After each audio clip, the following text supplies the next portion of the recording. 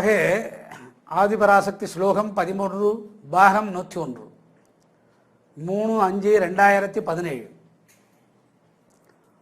இந்த ஸ்லோகத்தின் அடிப்படையின் விவகாரம் ஷட்வித்யாவுக்குள்ளே ஷட்வித்யாவின் தத்துவத்திலே சரவணம் என்று சொல்லக்கூடிய நிலையிலே நிலைக்கு வருவது பரசூன்யமும் பரசூன்யத்தின் சந்நியாசமும்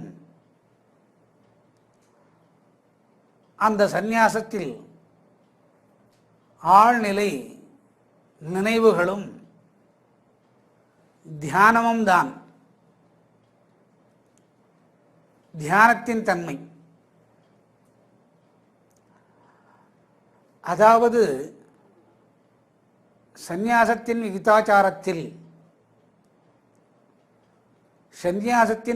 விகிதாச்சாரத்தில் ஒரு ஒடுக்கம் இருக்கிறது. அந்த ஒடுக்கம் என்பது என்னதான்? பிரளயம். அந்த ஒடுக்கம் என்பது பிரளயம். பிரளயத்தின் போது பரசூன்யமாகிறது. காற்று, நீர், நெருப்பு, பஞ்சபூதங்கள் இல்லை. எங்கோ ஒரு இடத்தில் ஒடுங்குகிறது. ஒடுங்கிய போது அந்த ஒடுக்கத்துக்குள்ளே அன்னையான ஆதிபராசக்தி ஒடுங்கியிருக்கிறாள். அது பரசூன்யம். அந்த பரசூன்யம் கடந்த நிலை உலக இயக்கங்கள் மீண்டும் பிரளயத்தை விட்டு, அதாவது பிரளயம் முடிந்து ஒடுங்கின நிலை பரசூன்யம். அங்குதான் சந்நியாசம் என்பது ஒன்று அடைக்காக்கப்படுகிறது ஒரு பெண்ணால். அந்த பெண்தான் ஆதிபராசக்தி. அவள் தன்னுடைய உயிரினங்களோடு விளையாடுகிறாள். அதில் அவள் விளையாட நினைப்பதும் விளையாட வைப்பதும் யோகிகளை தான். 63 நாயன்மார்கள், 12 ஆழ்வார்கள், அதில் ஒரு பெண்ணும் உண்டு.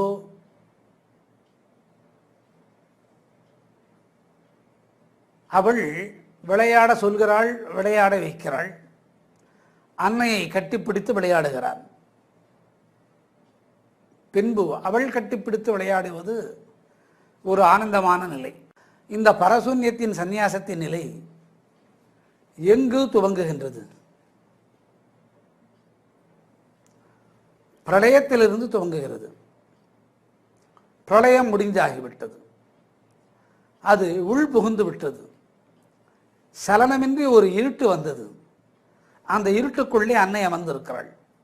இது பரசூன்யம். அங்கு ஒடுங்குவது என்ன? அங்க ஒடுங்குவதுதான் சந்நியாசம். இந்த சந்நியாசம் என்பது ஒரு தனிப்பட்ட மனிதனுக்கு வருகிறதா? இல்லை. அந்த பரசூன்யத்தோடு பிரளய காலத்தில் அந்த சந்நியாசம் ஒடுங்குகிறது. அந்த சந்நியாசத்தின் கால் வழியில் இருந்து தான் இத்தனை உயிரினங்கள் படைக்கப்படுகிறது. பல்லாயிரக்கணக்கான உயிரினங்கள் படைக்கப்படுகிறது. ஓரறிவு முதல் 5 அறிவு வரை படைக்கப்படுகிறது. 6வது அறிவு வரும் காலத்திலே, 6வது அறிவு வருங்காலத்தில் அதனுடைய பரிமாணம் இந்த பரசூன்யத்தின் சந்நியாசத்தை ஆராய்ச்சி செய்கிறது. பிறப்பதற்கு முன் ஒரு நபர் ஆராய்ச்சி செய்கிறார். இந்த பரசூன்யத்தின் சந்நியாசம் என்ன செய்கிறது? ஒன்றுமில்லை, ஒடுங்கிய நிலை. பஞ்சபூதங்கள் ஒடுங்கிவிட்டது, ஒன்றுமே இல்லை. அந்த பரசூன்யத்தோடு ஒடுங்கியது சந்நியாசம். ஏன் சந்நியாசம் ஒடுங்க வேண்டும்? அந்த சந்நியாசம் உலக இயக்கங்களை மீண்டும் உற்பத்தி செய்கிறது. உற்பத்தி செய்யக்கூடிய காலத்தில் பிறக்காத ஒரு உயிரினம், அதாவது மனிதனோட உயிர், அந்த பரசூன்யத்திற்குள்ளே இருக்கக்கூடிய சந்நியாசத்தை ஆராய்ச்சி செய்கிறது. அந்த பிறக்காத ஒரு உயிரினம் மனிதன், அதாவது ஆண், அதனை அந்த சந்நியாசத்தை ஆராயும் கால் ஒன்று வெளிச்சத்துக்கு வருகிறது. இந்த சந்நியாசம்தான் மாயை சிறகடிக்க செய்து சிதற விட்டு செய்து சிதறிய போது உயிரினங்களாக பிறக்கிறது. உயிரினங்கள் பிறப்பதற்கே அதிமுதலான காரணமாக இருப்பது இந்த சந்நியாசம். இந்த சந்நியாசத்தை கடைப்பிடிப்பது யார்? ஒரு பெண். அந்த பெண்ணுக்கு என்ன பெயர்? ஆதி பராசக்தி என்பது பெயர். எத்தனையோ வகையான மனிதர்கள் பிறக்கிறார்கள். ஒரு 100 கோடி 1000 கோடி மனிதர்களுக்குள் 5 அல்லது 10 நபர்கள்தான் இந்த ஆதிசக்தியின் சரவணத்தில் ஷட்வித்யா தத்துவத்தை அறிய முடியும். அறிந்து பேசலாம், அதுபடி நடப்பதென்பது இயலாது. அறிந்து பேசியதை ஒருவர் கேட்கலாம், கேட்டது போல் நடக்க இயலாது. எத்தனையோ உயிரினங்கள் தோன்றுகிறது. இதில் மனிதன் ஒருவன் வரும்போது 6வது அறிவு படைத்த அனைத்து மனிதர்களும் பிறக்கும் முன்னே மாயை வேண்டுமென்றே பிறக்கின்றனர். அந்த மாயை எங்கிருந்து வருகிறது? பரசூன்யத்தின் சந்நியாசத்திலிருந்துதான். இப்படி வெளிவந்த ஒரு நபர் ராமகிருஷ்ண பரமஹம்சர். ராமகிருஷ்ண பரமஹம்சர் இதற்கு ஆதாரம் அவருடைய திருமண காலம் நடக்கின்றது. திருமணத்திற்கு முன்னே இந்த மகான் அனைத்து விதமான சமாதி நிலைகளை கண்டுவிடுகிறார்.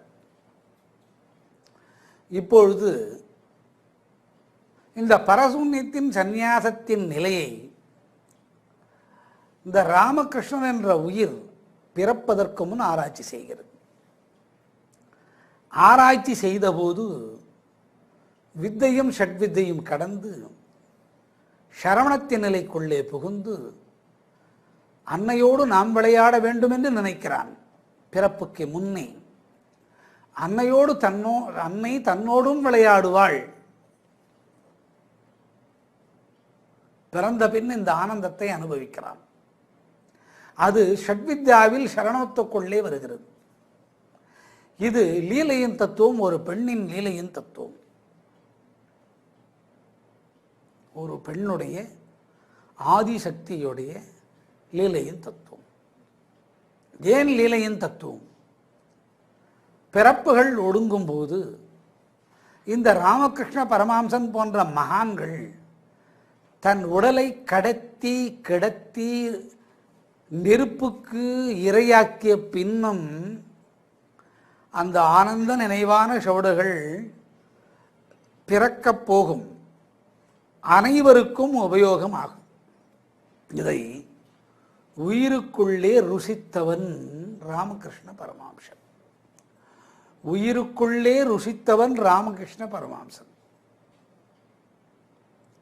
ஒரு மனிதனுக்கு சந்நியாசம் வருகிறது என்றால் உடலாலோ உடல் உறவாலோ பிள்ளை பேராலோ பணம் பொருள் காசு சொத்துகள் போன்றவற்றால் வருவதில்லை. பரசந்நியாசம் வர வேண்டுமானால், பராபர சந்நியாசம் வர வேண்டுமானால் ஒரு பிரளயம் நடந்து முடிந்து அது அமைதியாக இருக்கக்கூடிய காலத்திலே அந்த பிரளயத்தின் முடிவில் சந்நியாசம் தாண்டவமாடுகிறது. பரசூன்யத்திலே சந்நியாசம் தாண்டவமாடி அனைத்து உயிரினங்களும் சந்நியாசம் கண்டு மாண்டு விட்டது. மாண்டு சந்நியாசம் கண்டது. அதுகள் பிறக்க வேண்டும் என்ற நினைவோடு பிரளயத்துக்குள்ளே புகுந்தது. அதுகள் பிறக்க வேண்டும் என்ற நினைவோடு பிரளயத்துக்குள்ளே தான் புகுந்தது. ஆனால் புகுந்த அனைத்துமே பிறக்க வேண்டும் என்ற நினைவோடு பிறந்தது, சந்நியாசமாகாது. அங்குதான் அன்னையின் லீலா வினோதம் என்று சொல்லக்கூடிய சந்நியாசமானது பரசூன்யத்தின் மேல் நர்த்தனமாடி யாரை பிறக்க வைக்கலாம்? 100 கோடிக்கு ஒருவன், 1000 கோடி என்றால் 10 பேர். அந்த 10 பேரில் ஒருவனோ இருவரோ இந்த உலகத்துக்கு இந்த சேவையை செய்ய முடியும். இதுதான் வினோதமான ஒரு நிகழ்ச்சி. இதைத்தான் லீலை என்கிறார்கள். இதுதான் பரசூன்யம். இது நாடிகளை சீர் செய்வது. நாடி ஒரு வயலினை எடுத்துக்கொள்ளுங்கள். அதனுடைய இதழ்கள் எங்கோ இருக்கிறது, அதனுடைய மரப்பலகை எங்கோ இருக்கிறது, அதனுடைய திருகாணிகள் எங்கோ இருக்கிறது, அந்த நரம்பு எங்கோ இருக்கிறது. ஆனால் எங்கோ இருந்து அனைத்தும் ஒன்று சேர்ந்த பின் எத்தனையோ கருவிகள் உண்டு. ஒரு கருவி சிறந்த வாசிப்பான் இடத்திலே கிடைத்து அந்த ஒரு வயலினால் உலகம் அவனை அறிகிறது. அவன் இடத்திலே இருக்கக்கூடிய அந்த இசைக்கருவியும் பெருமை அடைகிறது. அதுபோன்றுதான் இந்த நாடிகளின் சுருதியை அன்னை 10 பேர்களுக்கு சீர் செய்கிறாள். எத்தனை பேருக்கு? 10 பேர்களுக்கு தான் சீர் செய்கிறாள். 100 கோடிக்கு ஒருவன். இதைத்தான் சரவணம் என்று சொல்கிறோம். இது கேட்பதனால் வருவதில்லை. உண்ணும் பொருளையும் உண்ணக்கூடிய பொருளையும் ஒருவருக்கு கொடுக்க வேண்டும் என்று எண்ணம் வருவதில்லை. உண்ணும் பொருளையும் ஒருவருக்கு கொடுக்க வேண்டும் என்று எண்ணம் வருவதில்லை. உயிர் துறக்கும் தருவாயிலிருந்து அருகே இருந்து உதவ வேண்டும் என்று எண்ணம் வருவதில்லை. ஏன் எனக்கே வந்ததில்லை.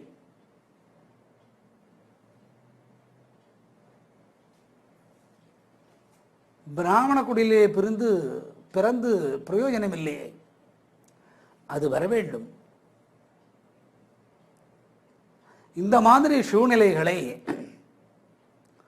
அன்னை 100 கோடியில் ஒருவனுக்கு அளிக்கிறாள். சரி, 100 கோடியில் ஒருவனுக்கு அளிக்கிறாளே, மற்றவர்களுக்கு எப்படி வரும்?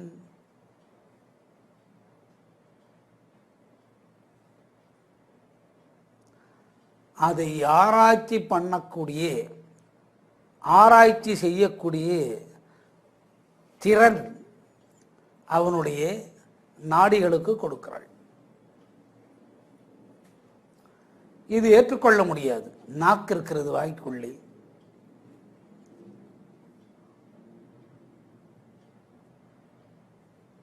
வெளியிலே காற்று இருக்கிறது, வாய்க்குள்ளே நாக்குண்டு, சுழல்கிறது, காற்றோடு இணைகிறது. எழுத்துக்கள் காற்று வடிவமாகி ஓசையில் இழந்து ஓசைக்குள்ளே சென்று நான் அவனை அழைத்தேன், வா இங்கே, இது மற்றொருவன் காதுக்கு போகிறது. ஒவ்வொருடைய நாக்கும் இதை சுவைக்கிறது, இதை செய்கிறது. இனிப்பு என்றால் எல்லாருடைய நாக்குக்கும் இனிப்பாகத்தான் தெரிகிறது. அதே போன்று இந்த நாடிகளின் சுருதியானது ஒவ்வொருவருடைய உடலிலும் அன்னை படைத்திருக்கிறாள். அன்னை இந்த 100 கோடிக்கு ஒருவனை படைத்திருக்கிறான். காரணம், மனிதன் அவனை ஆராய்ச்சி செய்து கண்டுபிடித்து விடுவான். இது 6வது வாரியம். அவனுடைய 3 நாடிக்குள்ளே இதை பதித்து வைக்கிறான். பிரதம நாடியிலும் உண்டு, துத்திய நாடியிலும் உண்டு, திருத்திய நாடியிலும் உண்டு. ஏன்? குண்டலினி என்கிற ஒரு சக்தியானது உயிரினங்களை படைப்பதற்கும் அல்லது உயிரினத்தை படைக்காது தானே ஆன்மீகத்தை கற்றுக்கொண்டு சமாதி நிலைக்கு போகக்கூடிய நிலையை குண்டலினி சக்தி என்பது அனைவருடைய உடலிலும் உண்டு. அதற்கு நாத பிரம்மம் என்பது பொருள். இந்த நாத பிரம்மம் ஆண் தத்துவத்திலே இருக்கிறது, குறித்து கொள்ள வேண்டும். நாத பிரம்மம் ஆண் தத்துவத்தில் இருக்கிறது. சரி, அது பெண் தத்துவமாக இருந்தால் நிதானமாக வேலை செய்யும். கோடிக்கணக்கான மைல் வேகம்தான் இந்த நாடி சுருத்தியை அன்னை ஏற்படுத்துகிறாள். ஆகவே அதனை மட்டும், அந்த ஓம்காரத்தின் நாதத்தை மட்டும் ஆணின் வடிவிலே படைக்கிறாள். படைக்கக்கூடிய காலத்தில் அதனுடைய ஓட்டம் குருதிக்குள்ளே சேர்த்து வைக்கிறாள். எதற்குள்ளே? குருதி.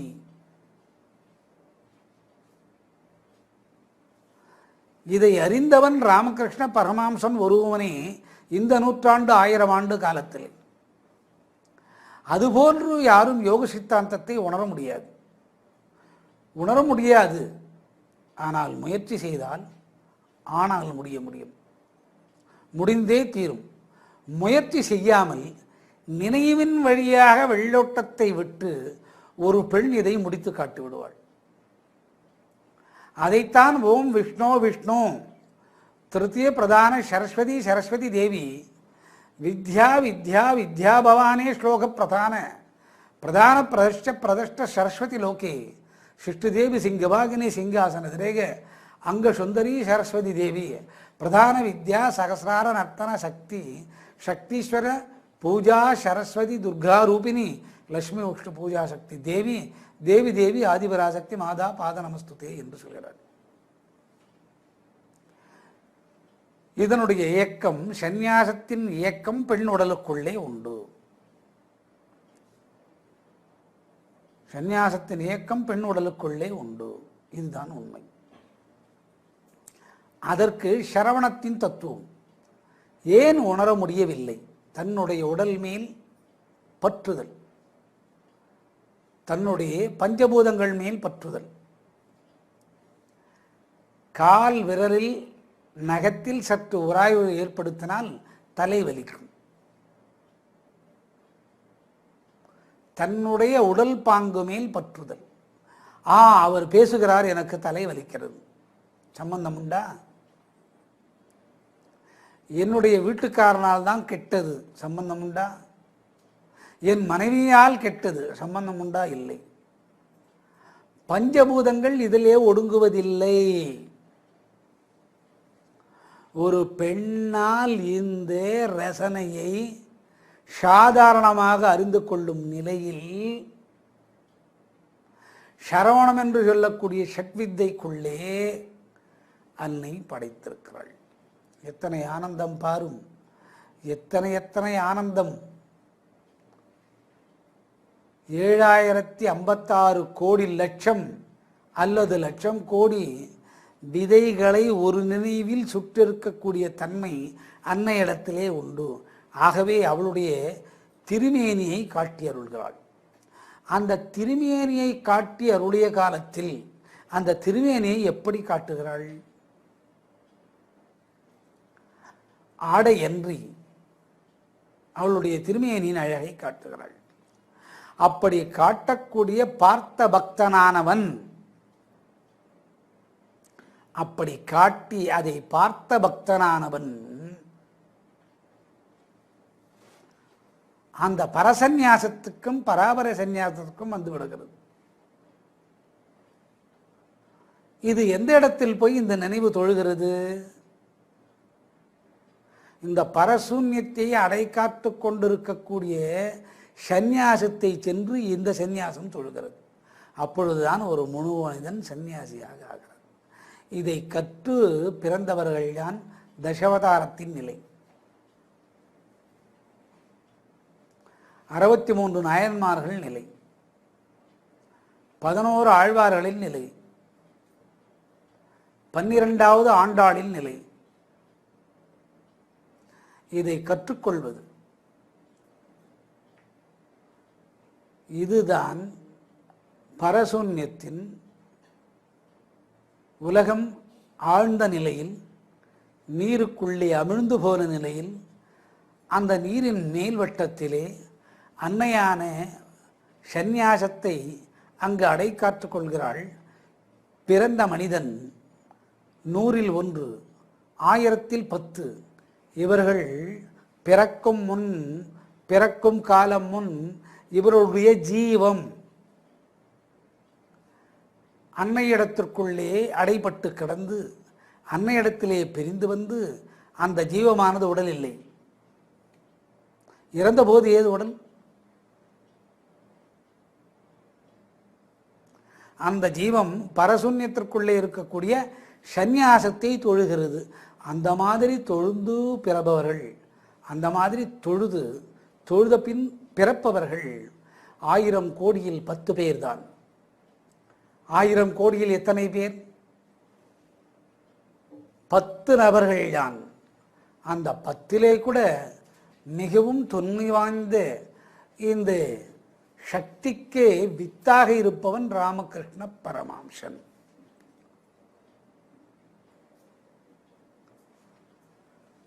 ராமகிருஷ்ண பரமஹம்சன் வழிபடலாமா வேண்டாமா? அன்னை, நீ சென்று பிறந்து கொள். சரி, பிறந்து விடுகிறேன். 10 வயதுக்குள் அனைத்தும் முடிந்து விடுகிறது. 3 வயதுக்குள் அனைத்தும் தெரிந்தே விடுகிறது. தவழ்ந்து வரும் காலத்திலே நிலவை பார்த்து ஆதிசக்தியை கண்டுகொள்கிறான். காளி, மகாகாளி, மகாமாயா காளி. பின் இந்த சந்நியாசத்தில் கடைபிடிக்கிறான். வாழ்க்கை முழுவதும் சன்னியாசியாக வாழ்ந்து வருகிறான். இந்த திருமண வைபவம் என்று ஒன்று வருகிறது. எங்கெங்கோ பெண் கேட்கிறார்கள், எத்தனை இடத்திலோ பெண் கேட்கிறார்கள். இவன் ஒரு பித்தன், இவனுக்கு பெண் கிடையாது, இவன் ஒரு பைத்தியம், இவனுக்கு பெண் கொடுக்க இயலாது என்று மறுக்கின்றனர். பெற்ற அன்னைக்கும் தந்தைக்கும் மகன் அடி முட்டாளாக இருப்பினும் ஒரு திருமணம் செய்து வைப்பர்.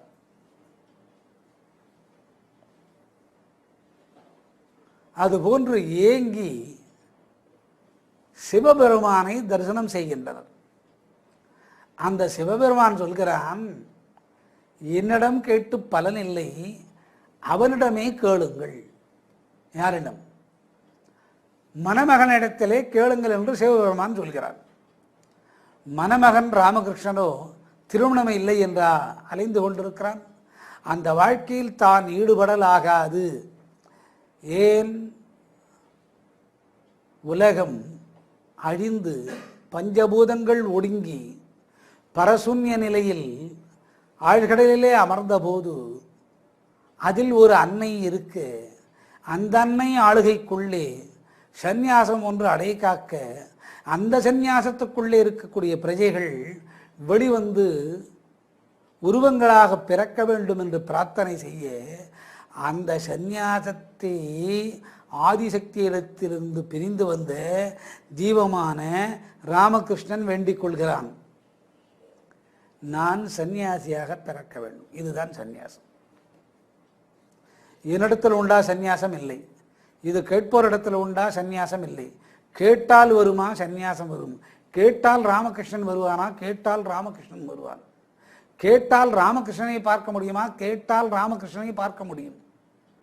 நீர் பார்த்ததுண்டா? என்னோடு பேசியிருக்கிறான். இதை நிர்மலமாக எடுத்து காட்ட முடியாது, நிரூபிக்க இயலாது.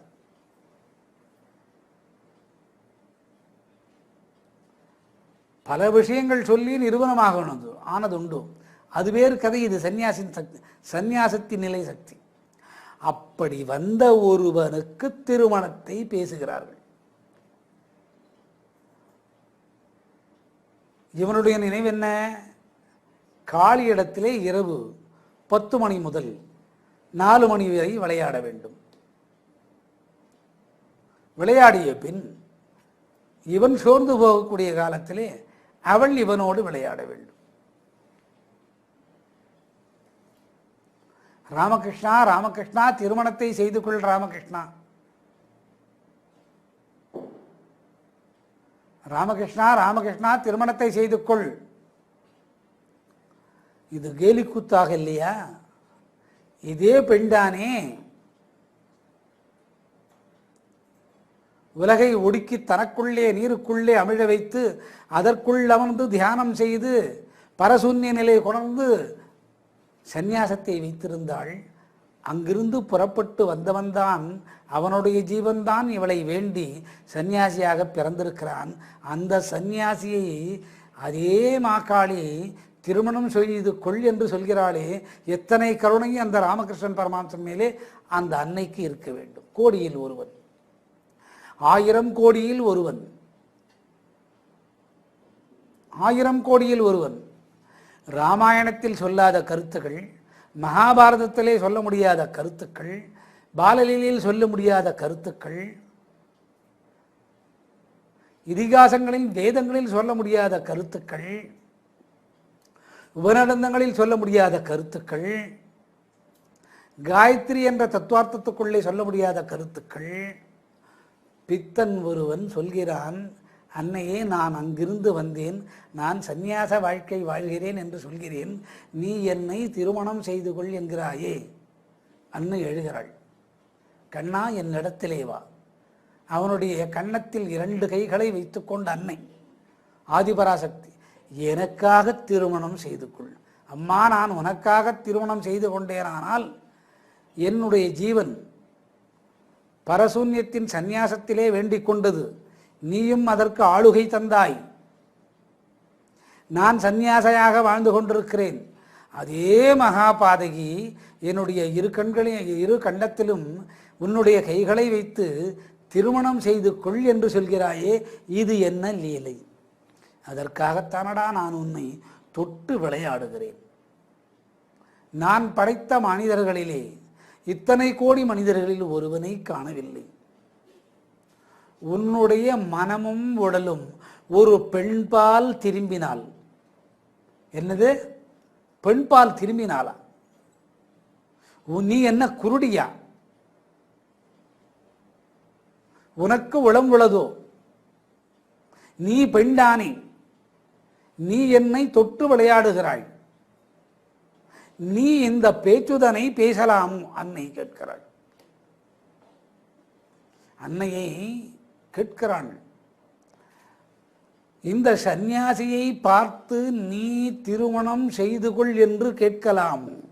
பரசூன்யத்தின் சந்நியாசத்திற்கு மதிப்பின் தன்மை இல்லாது போகுமே. என்ன ஞானம்! 6 அறிவு படைத்த மனிதனிடத்திலே இத்தனை ஞானம் கூட உண்டு. வாழ்க்கையை வீணடித்துக் கொள்கிறான். எனக்காக நீ திருமணம் செய்து கொள்ள வேண்டியதில்லை,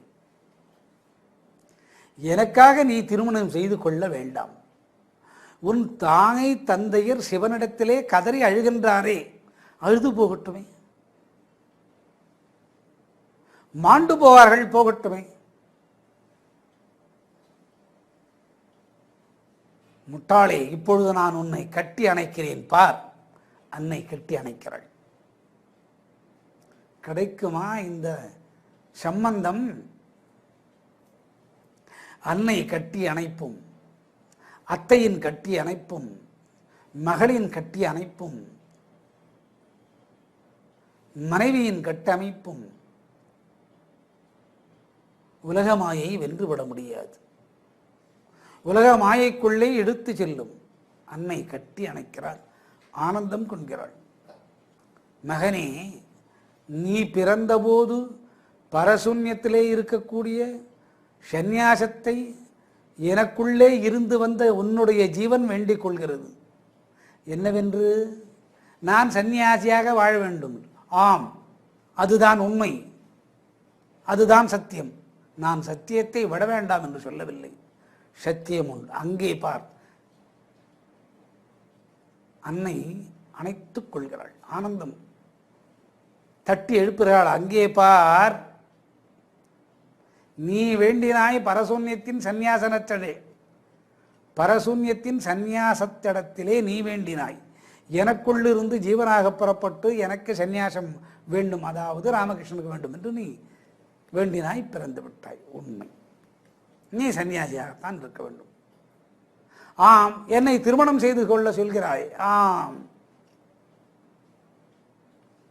அதே ஒரு ஜீவன் உன்னை போன்றே பரசூன்யத்தின் சந்நியாசத்தை வேண்டிக் கொண்டது. அதுவும் என்னிடத்திலே இருந்து புறப்பட்ட ஜீவன்தான். ஒரு சந்நியாசியை மணந்து கொள்ள வேண்டும். இங்குதான் சிக்கல். அந்த சந்நியாசி நீதான். அந்த சந்நியாசி சாரதாம்பை. எந்த ஓலையிலே எழுதியிருக்கும் ஐயா இது? எந்த ஓலையை வைத்து கண்டுபிடித்திருப்பாள்? இன்று வரை அந்த கொடைத்தல் வந்து கொண்டிருக்கிறது. இன்றைய நாள் வரை அந்த கொடைத்தல் வந்து கொண்டிருக்கிறது. பொல்லாத பாதை. சந்நியாசியின் கழுத்தை அறுப்பது இப்படித்தான் அறுப்பாளோ? மகனே பார், அந்த ஜீவமானது ஆத்மாவோடு இணைந்து பராபர சூன்யத்தை கடந்து, மகாபராபர சூன்யத்தை கடந்து ஒற்றை காலிலே நடனமாடி கேட்கிறதாம். சாரதா என்ற ஒரு பெண்மணி, அவளுக்கு பெயர். பிறக்கும் முன்னே கேட்கிறது, ராமகிருஷ்ணன் போன்ற ஒரு சந்நியாசியை மணந்து கொள்ள வேண்டும். எங்கு போனாலும் பெண் கழுத்தறுப்பாள். நான் அதற்காகத்தான் உன்னை கல்யாணம் செய்து சொல்லிக் கொள்கிறேன். உனது திருமணம் நிச்சயமாகிவிட்டது. ஓ, நான் கடக்காத நிலை அவள் கடந்தாளா? அதனால்தான் ஒரு வீட்டுக்குள்ளே பெண் மிகவும் அவசியம். தொட்டால் மலர்வது பெண், தொடாமல் வீணாவது ஆண். தொட்டால் மலர்வது பெண், தொடாமல் வீணாவது ஆண். ஓ, அப்படியானால் பராபர சூன்யத்தை கடந்து, மகாபராபர சூன்யத்தை கடந்து வந்த ஒரு பெண்ணை நான் மணக்க வேண்டுமா? ஆம். இல்லை, மணக்க முடியாது. ஏன்? நான் அந்த இரண்டு நிலைகளையும் கடந்து பின் என்ன பின்? பின்னை திருப்பி பார், பெண் வரும். முடியாது. இது ஷட்வித்தைக்குள்ளே வரக்கூடிய ஒரு சந்நியாசம். இது எங்கு வருகிறது? சரவணத்தில் வருகிறது. ஏன் வருகிறது? அன்னை பிடித்து விளையாடுகிறாள். இல்லையடா, நீ இந்த நிலை கடந்து வந்து விட்டாய். இல்லை, நான் ஏற்றுக்கொள்ள மாட்டேன். இல்லையடா, நீ இந்த நிலையை கடந்து வந்து விட்டாய். இல்லை, ஏற்றுக்கொள்ள முடியாது. இந்த தெய்வீகத்தின் உடையை உணர்ந்தவர்கள் சற்று மூர்க்கமாகத்தான் இருப்பார்கள். எப்படி கடந்து வந்தது தெரியும். நான் ஏற்றுக்கொள்ள முடியாது. ஏற்றுக்கொள். உன்னுடைய வாழ்க்கையின் நிழல் படத்தை பாரும். உனக்கு பின் இந்த பெண் பல்லாயிரம் மக்களுக்கு ஞான தீட்சை கொடுக்கும் தன்மையில் இருக்கிறாள். நீ அவளை தீண்ட முடியாது, அவள் உன்னை தீண்ட முடியாது. உங்கள் இருவருக்கும் நடுவே மகாமாயா காள் இருப்பாள். இதுதான் பரசூன்யத்தின் சந்நியாசம். 100 கோடியில் ஒருவன்தான் பரசூன்யம். உலகம் அழிந்து பிரளயத்தில் ஒடுங்கி ஆழ்கடலில் இருந்து அன்னை அதை காத்து, அன்னை காத்தன்னையில் சூன்யத்தில் இருந்து அந்த சந்நியாசமானது மீண்டும் உலகத்தை துவக்கி அதில் மாயையை துவக்க வேண்டும் என்று சந்நியாசம் வேண்டிக் கொள்கிறது. அந்த சந்நியாசத்தை பார்த்து ஆதிசக்தியின் உடலிலிருந்து வந்த ஜீவமான ராமகிருஷ்ணனுக்கு இந்த சோதனை. சராசரி மனிதனால் இதை நடைமுறைக்கு எடுத்து வர முடியுமா? முடியாது. முடியுமா? முடியாது.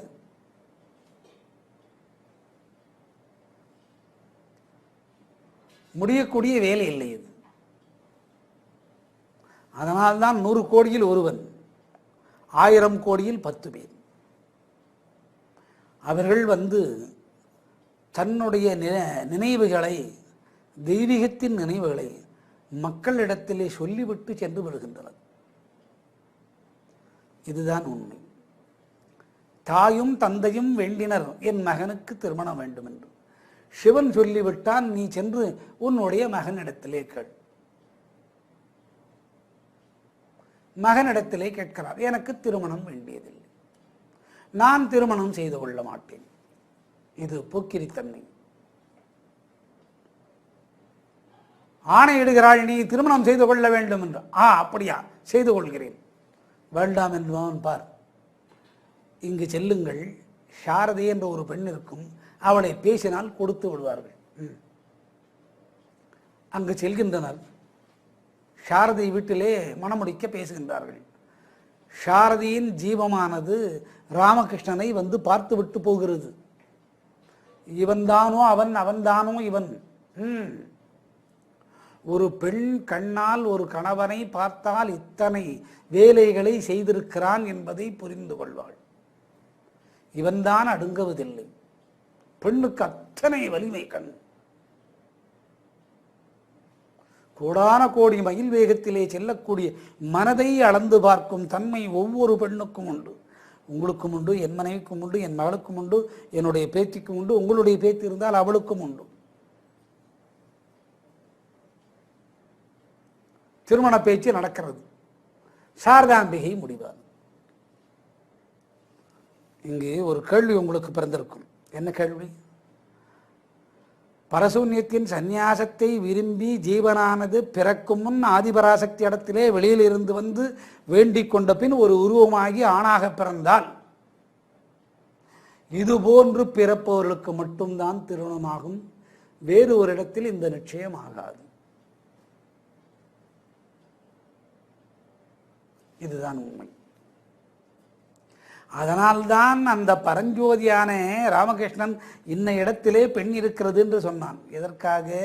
அவளிடத்திலே பரசூன்யம், பராபரசூன்யம், மகாசூன்யம், 7 வகையான தாதுக்களிலே பெண் தன்மை, 7 நாடிக்குளும் பெண் தன்மை அனைத்தும் அவளிடத்திலே நிறுவனமாக கற்றுக்கொண்டு அவள் இதற்கு சரியானவளா என்று ஆராய்ச்சி செய்வதற்கு திருமணத்திற்கு ஒற்றுக்கொள்கிறார். தொட்டனரா இல்லை, பிறப்புகள் நடந்ததா இல்லை, திருமணம் நடந்ததா இல்லை. என்ன வினோதமான ஆசை! எப்படி சந்நியாசத்தின் நிலையை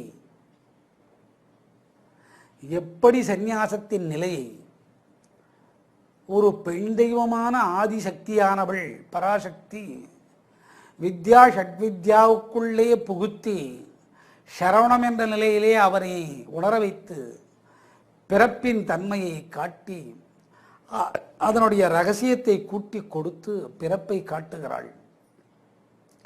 பிறப்பின் ரகசியத்தை சொல்கிறாள். என்ன ஆனந்தம் இது!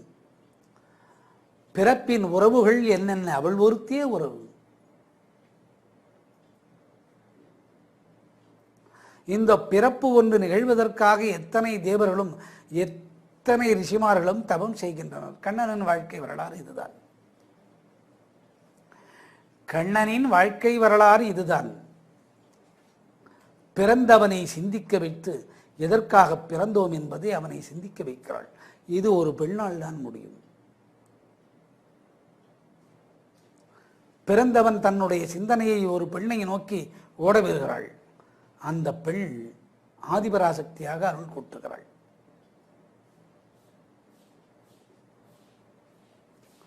உன்னுடைய பஞ்சகிருதி என்று சொல்லக்கூடிய பஞ்சபூதங்கள் அந்த நிலையை உணர்வதற்கு பஞ்சபக்தி சுகத்தை உணர்த்தி காட்டுகிறாள். இதெல்லாம் ஒரு மனிதன் சாதாரண மனிதன் உணர முடியாது. இதற்கு அங்கமான நிலையில் இருப்பது ஒரே ஒரு மனிதன், ராமகிருஷ்ண பரமஹம்சன். இல்லை, உங்களுக்கு பிடித்ததனால் அவனை சொல்கிறீர்கள். இல்லை,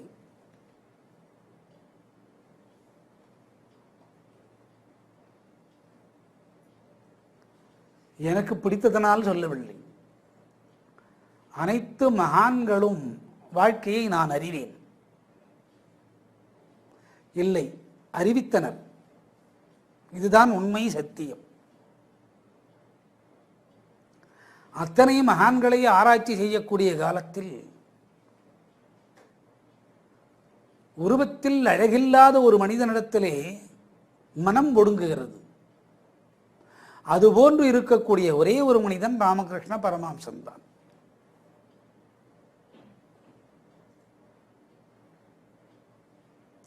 இதுபோன்று இனிமேலும் பிறக்க முடியாது. அடுத்த 1,00,000 ஆண்டுகளுக்கு ஒரு முறை பிறக்கலாம். ஏனெனில் தசாவதாரங்களை விட, ராமாயணத்தை விட, மகாபாரதத்தை விட, அன்னையின் லீலை விட, கண்ணனின் பாலலீலை விட 700 ஸ்லோகத்தை சாதாரணமாக அளந்து காட்டி உலகத்தோடு வாழ்ந்த ஒரு மகான் ராமகிருஷ்ண பரமஹம்சர். உயிரினங்களை அன்னையிடத்திலே சேர்க்கும் தன்மை, மாயைக்குள் மீண்டும் புகுத்து விடாமல் இருக்கக்கூடிய தத்துவத்தை அன்னை ஆதிபராசக்தி அவனிடத்திலே அருளி இருக்கிறாள். கேட்டால் கேட்டது பட்டென்று மறந்து போகும்.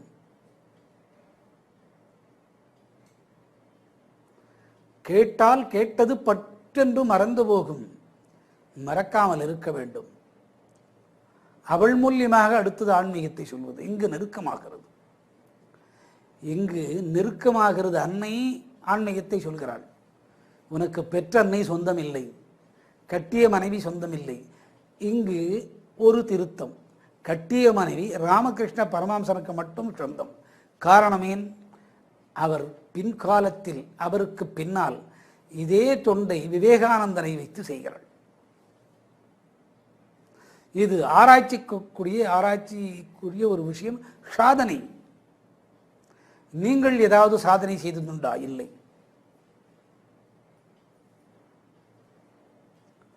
இந்த சாதனை அனைத்துமே நாம் தூங்கும் காலத்திலே தெரிகிறது. இதுதான் உண்மை. என்னோடு நெருங்கிய பழகிய சிலருக்கு மட்டும் தெரியும். சிலர் இப்பொழுது வருகின்றார்கள், சிலர் வருவதில்லை. ஆன்மீகத்தோடு ஒட்டி வருபவர்கள் உண்டு. இந்த ஆன்மீகத்தை சித்தாந்தத்திலே கலந்து செல்வமாக்க வருபவர்கள் வர இயலாது. அவள் நினைத்து நான் நினைக்க அது நடக்கும். அவளும் நினைப்பதில்லை, நானும் நினைப்பதில்லை. அடுத்து அவளோடு கூடி ஆயுளையை வளர்த்துக் கொள்வது எத்தனை ஆனந்தம். ராமகிருஷ்ணன் உடலை அப்பொழுது விட்டுவிடுதான் ஜீவசமாதி. அது நிர்விகல்ப சமாதிக்குள்ளே சென்று ஒடுங்கிவிடும். கலையாத சமாதி.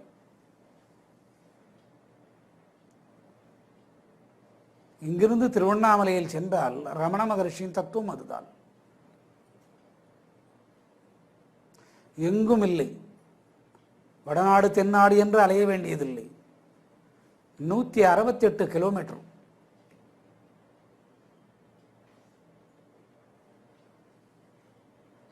வேறு வழியாக சென்றால் 200 கிலோமீட்டர். அந்த காற்றின் வாசனை மேலே வந்தால் இந்த ஞானம் விளங்கும். அங்கே முன் சேஷாத்ரி சுவாமிகள், இந்த வாசனை உடலிலே பட்டால் இது அனைத்துமே வந்துவிடும். இந்த சக்தி பெண்ணுக்கு மட்டுமே உண்டு. இது போன்ற ஜீவராசிக்குத்தான் அன்னை ஆகாரம் கொடுக்கிறாள். ஏன் கொடுக்கிறாள்? ஆகாரத்தை உண்டு பலகாலமானது ராமகிருஷ்ணன். தன்னுடைய 5 விரல்களால் பிசைந்து கொடுக்கிறாள்.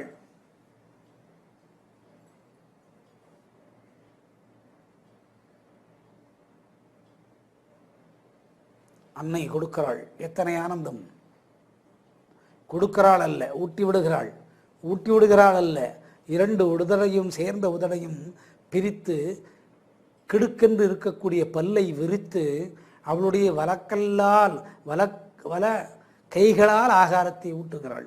அது ஜீவத்திலே உரைக்கின்றது. ஜீவத்திலே என்ன உண்டு? சந்நியாசம் உண்டு. மனதிலே என்ன உண்டு? சந்நியாசம் உண்டு. உயிரிலே என்ன உண்டு? சந்நியாசம் உண்டு. பிராணனிலே என்ன உண்டு? சந்நியாசம் உண்டு. இந்த பஞ்சபக்தி சுகத்தை கொடுக்கிறாள். அமுதை ஊட்டி விடுகிறாள். ஊட்டிவிட்ட பின் விளையாடுகிறாள். எத்தனை ஆனந்தம் இது! ஒரு பரசூன்யத்தின் சந்நியாசத்தின் விகிதாச்சாரத்தை 1000 கோடியில் 10 பேருக்கு அன்னை அருள்கிறாள். அவர்கள் உலக மக்களோடு தொடர்பு இருக்கிறார்கள்.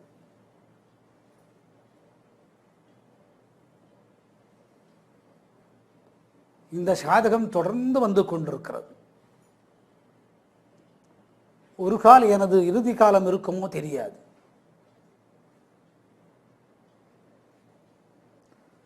இது அனைத்துமே அன்னை சொல்கிறாள். இந்த தத்துவத்தின் விகிதாச்சாரத்தில் தான் தசாவதாரங்கள் நடந்தது. இதை உணர்ந்த மகாமேதை மகாவிஷ்ணு அதை உலகுக்கு சொல்ல வந்த ராம அவதாரத்திலே, அதை உலகத்திலே மனிதர்களோடு புகுத்தியது கிருஷ்ணன் அவதாரத்திலே. அவளுடைய செய்த பாலலீலை தான் இவன் பாலலீலை என்று 7 நாட்களுக்குள்ளே சுகருக்கு சொல்லி முடித்தான். கேட்டான், லீலைக்குள்ளே புகுந்து அங்கே நின்று விட்டான். இதே லீலையை தான் அஸ்வத்தாமனுக்கு சொல்ல முயற்சி செய்தான். கேட்கவில்லை. 6000 ஆண்டுகளாக, வேண்டாம் 1000 ஆண்டுகளாக இமயமலையை சுற்றித் திரிகிறான். எத்தனை ஆனந்தம்! காரணம் ஏன்? கண்ணன் விட்ட பானத்தை வீணாக்க முயற்சி செய்தான். இது அனைத்தும் பாலலீலையின் சம்பந்தம்தான். ஒரு சந்நியாசத்துக்குள்ளே இத்தனை விகிதாச்சாரம், கடைசியாக அது அணுவுக்குள்ளே அணுவாகி அந்த அணுவுக்குள்ளே தான் எவ்வளவு சிறிய வடிவமாக இருக்கிறேன் என்பதை அன்னை காட்டிக் கொடுக்கிறாள். காட்டிக் கொடுத்ததோடு விடுகிறாளா? உன் கண்களுக்கும் அந்த நிலையை கொடுக்கிறாள். அதைத்தான் ஒரு நாள் அன்னையின் கதவுகளை திறந்து உள்ளே போனால் ஆனந்தமாக சிரித்து கொண்டிருந்தான். 2 கண்களும் கீழே வந்து விழுந்தது. மீண்டும் இவனும் சிரிக்க ஆரம்பித்தான். இந்த கண்ணை என்னிடத்திலே வைத்தாய், இந்த கண் உன்னை பார்க்க வெளிவந்து விழுந்தது, அடுத்த ஆனந்த கண் எனக்குள்ளே இருந்து சிரித்து கொண்டிருக்கிறது, இந்த கண் எனக்கு வேண்டாம் என்றான் ராமகிருஷ்ணன். அன்னை அழுது புலம்பி, மகனே இந்த கண்களை பொருத்திக்கொள். இலவச கண்முகாம் என்பது இதுதான். இலவச கண்முகாம் என்பது இதுதான். எத்தனை ஆனந்தம்! ஒரு மனிதனுக்காக ஆதிசக்தி வாழ்ந்தாள். ஒரு மனிதனுக்காக ஆதிசக்தி வாழ்ந்து கொண்டிருக்கிறாள். ஒரு மனிதனுடைய சந்நியாசத்திற்கு ஆதிசக்தி வாழ்ந்து கொண்டிருக்கிறாள். ஒரு மனிதனுடைய பூர்வாங்க சந்நியாசிக்கு இன்று வரையும் வாழ்வான், நாளையும் வாழ்ந்து கொண்டிருப்பாள். அது ராமகிருஷ்ண பரமஹம்சன் தான். இப்படித்தான் ஜீவராசிகளோடு அன்னை கலந்து விளையாடுகிறாள். இப்படித்தான் ஜீவராசிகள் அன்னை கலந்து விளையாடுகிறாள். சற்று பொறுத்திருந்து அடுத்த நிலையை பார்ப்போம்.